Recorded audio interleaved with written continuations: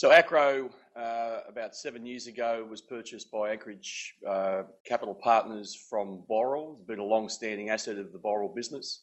Anchorage bought it as a classic turnaround, a business that had been underperforming and undercapitalised in the Boral regime.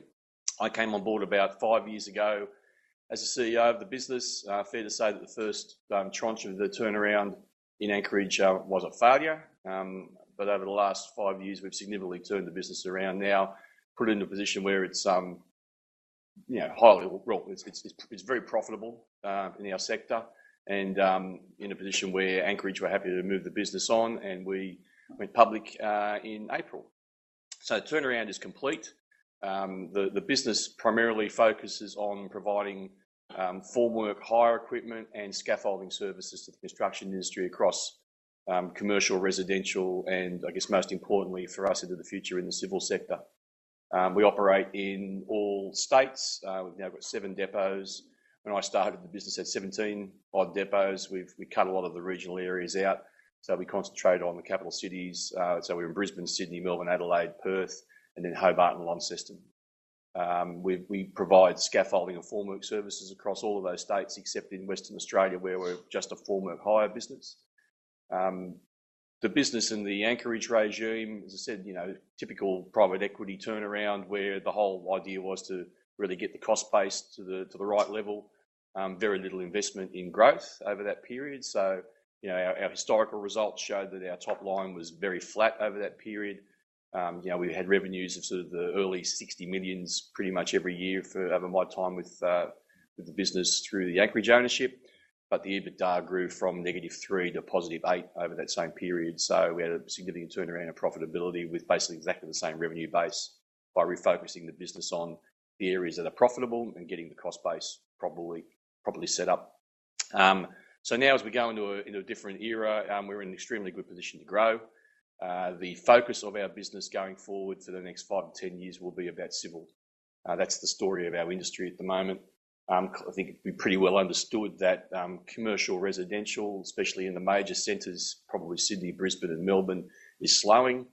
We've already seen that. We're already experiencing the impact of that. However, that is being offset significantly, if not twofold, by the growth in the civil market. I think, again, we're all pretty well aware that we've got unprecedented program of civil infrastructure work across the eastern states, and actually some very interesting things starting to happen back again in Western Australia.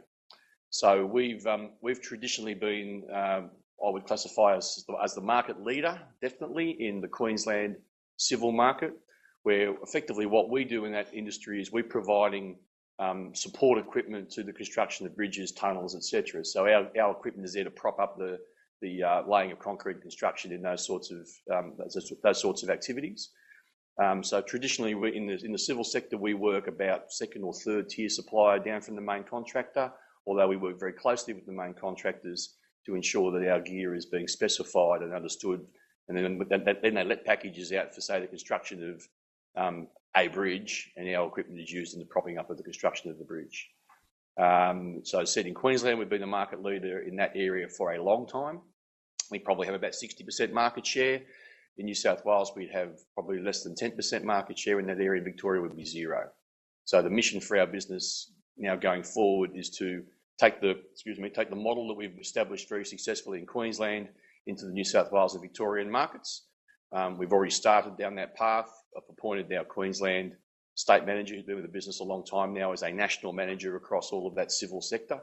And he is now working very heavily on getting our yards set up to be able to service, that is Sydney and Melbourne. But the main thing that we needed to do to be able to capitalise on the opportunity was to invest in some capital and some growth. So we're also doing that.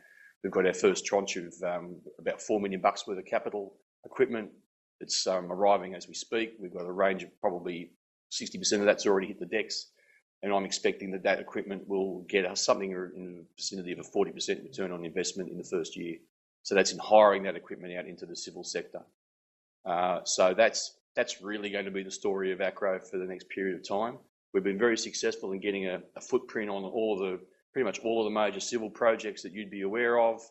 M5 extension, West Connects, North Connects, Sydney, the Northwest Rail Link, We're doing a lot of work at the moment actually in the car parks that are being built on some of those Northwest Railway stations out Cherrybrook and Castle Hill and Rouse Hill. So that's going to be the area of growth for us. I mentioned before that we've basically not been in that market in Victoria. I think we're going to have a very good picture in the next 12 months in the Victorian market with some of the major projects down there, such as the Western Distributor and the Metro Rail that are being developed in Melbourne. We're already getting some strong interest from potential customers for our services in that area. And, there's some of this capital equipment that's arriving and in the process of arriving. It's basically going straight out to work as soon as it's arriving. The sort of the picture in that industry, the civil side, is that it's not really, the competitive nature of that is very different to scaffold. Scaffold's a commodity, and there are lots of companies that provide scaffold services, and they're not that, you can't really distinguish them that much by service. In the formwork hire business, which is completely dry hire, but a very highly engineered dry hire, price at the moment is pretty much the last question you're getting asked, because there is an undersupply of equipment for the work that's available on the eastern seaboard and what's programmed to happen in the next 5 to 10 years. And we haven't even seen anything really starting at Badgerys Creek, for example, yet.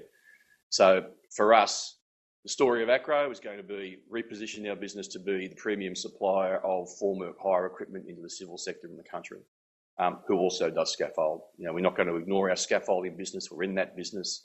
It continues to generate good profit for us, but that's not going to be the growth story of our business over the next 5 to 10 years.